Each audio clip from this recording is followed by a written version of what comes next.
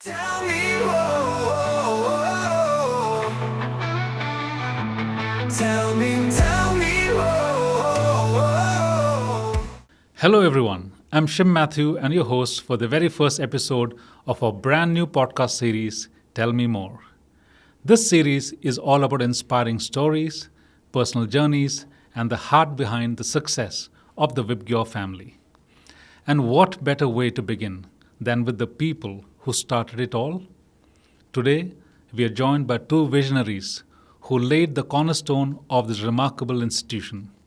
Please join me in welcoming Mr. Rustom Kerawala, Chairman of the VIBGYOR Group of Schools. Welcome, sir. And Ms. Kavita Kerawala, Vice Chairperson of the group. Welcome, Ms. Kavita.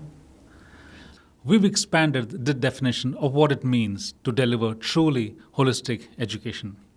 And speaking of stories, our guests today have some truly special ones to share. So let's dive right in and uncover the inspiring stories, the vision, and the passion that shaped the VIBGYOR group of schools. Right here on Tell Me More. Tell me, whoa, whoa. So while we know a lot about what happens at the front, um, people are also, or people would be curious to know about your school days and your growing up, and how was it, and where did you study? How did your school years or your college years lay a foundation to what in future would be VIBGYOR? So what were the seeds that were planted? So if you could share with us and the audience a little more about it. Sure. So I think if we talk about school, studied at Cathedral School, Bombay. Okay. With God's grace, I was decent with academics, but there was always a pressure of maintaining that position, maintaining that performance. So I guess that's how the school part of it went. And if we talk about its impact on what we are doing today, then perhaps possibility later on in life there was a realization that it need not have been that strenuous. Learning could have been more fun, could have been not that stressful. There would have been better ways of doing it. And I guess when you talk about college days, I studied at Manipal. I did my engineering at Manipal. And one thing I realized that as long as the quality of education was good, there was no dearth of students. There was always a waiting list. There were always students that were desperately looking at getting in. And I guess that experience also had its contribution to where we are today, where one realized that as long as one focuses on quality, and at least in that case, there would be no shortage of students. And otherwise, normally in a lot of the other industries, it's not only quality but also marketing. So yeah, in a way, it could have been unidimensional. So I guess whether it's school or whether it's college, in different ways, the impact has been there. And that's, I think, what we've been trying to follow with the VIBGYOR also. That on one hand, how do you make the entire learning experience more fun, not that stressful? So And just to stop you there, you spoke about some very important words: quality of education, which is premium, which is pivotal, which is right there on top for you. And that's what, for the ones who are watching us, know about the VIBGYOR group of schools, that there's no compromise on the kind of quality, because the chairman himself sees that as a very important part of his daily conversation. So, sir, you mentioned about quality. You went on to study in one of the best schools in the city, then, of course, in one of the best universities in terms of your degree in engineering, electronics engineering. Am I right? And I think all of them did tell us, or tell the viewers, everyone who's listening, in that you were right there on top in terms of education. What about the school that you built? Is very holistic, because you did mention that you needed to have much more than what you possibly had, and the schools that you built has a lot of sports element in it, a lot of other activities, personality development, leadership training, everything. So you saw it differently, right? For the next generation that was coming up. Do you miss all of that in your school days? Did you miss them? I would say so. I would say so.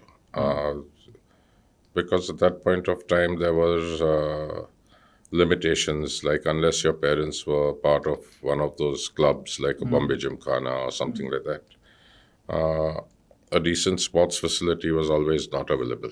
Got it. And even had they been members, then there would have been no time. Because, as I said, it was school and thereafter studies. So the idea was, yeah, when we are talking it, make it less stressful, then yes, even holistic part of it comes in, which probably I didn't mention earlier. But the idea is to give that exposure, give that opportunity, and yeah, let the kid experience everything. So I think in terms of the transformative educational experience that we speak about, VIBGYOR leads the way in the growth of the complete student as a person. And while it's a great school and a great group, focuses on academics, at the same time, there's a lot of impetus given on sports and other activities which will enable that student to develop into a great human being as well. So to move on to the next part, I'd like to ask Ms. Kavita, what about your growing up years? How did it, where was it, and how did you finally choose education? Because that's become the crux of what you do now. So my journey has been very, very different from Rustam's because I grew up in a small town, Patna, and my school, St. Joseph's Convent High School, I'm extremely grateful for what it did for me Okay. because the seeds were sown at that time, and of course I saw it later in my life how I benefited from all of that. So when we talk about life skills today, when we talk of values today, I did not know that I was picking them all indirectly in a much more impactful manner during those days. Okay. So I'm forever, forever grateful to my school So for just to doing this stop, great thing. just to stop you there. So everyone who's watching us and is from St. Joseph's Convent, Patna, there you have a proud alumni from St. Joseph's Convent, Patna, speaking about the school and the skills that she picked up while she was in school, unaware that these are the skills that are going to help her in life. Exactly. I think that's what you said, right? So when the whole world is talking about it and there's so much of focus, I realize that probably during past few years we have actually kept the two things aside, which is so-called life skills or values and ethics Right. and academics. Earlier it was all inbuilt. So if you talk of empathy, compassion, or maybe problem solving skills, even to a large extent, I'll say endurance in me is because of all that. Okay. My teachers, how they helped me in doing that. I remember Sister Patricia very well because in grade 3, when I was in grade 3, without even knowing, what responsibility is, she just selected me and made me the captain. Okay. And that day and today, all these years, I think when somebody trusts you with some responsibility, you always deliver. Wow. Appreciation should also come. This is what my teachers did for me. Okay. And that is why today I am what I am because of them. Wonderful. I think Ms. Kavita mentioned about she took the name of her teacher who helped her, identified her potentials as a leader, and there she is.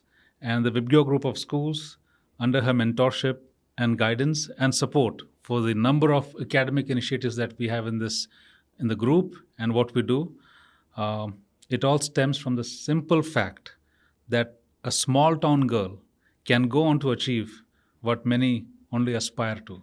So that's a great learning experience. And I think, did you mention Sister Patricia? Yes. So somewhere back in the conversation, you did mention that you had a lot of, nuns from brought teaching you, and that We had influenced you. Irish nuns and English nuns, and that is why probably, there were certain words, and they were very strict with all that. Yes. That is where I think discipline comes into the picture. Right.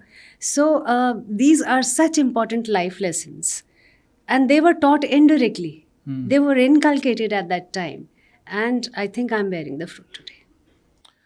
So important to know these things because, Kavita, in today's generation, sometimes, as we also call the Gen Z, a lot of the skills and values that we speak, which was, without us knowing about it, Yes. were inculcated as part of the academic and the core that we have.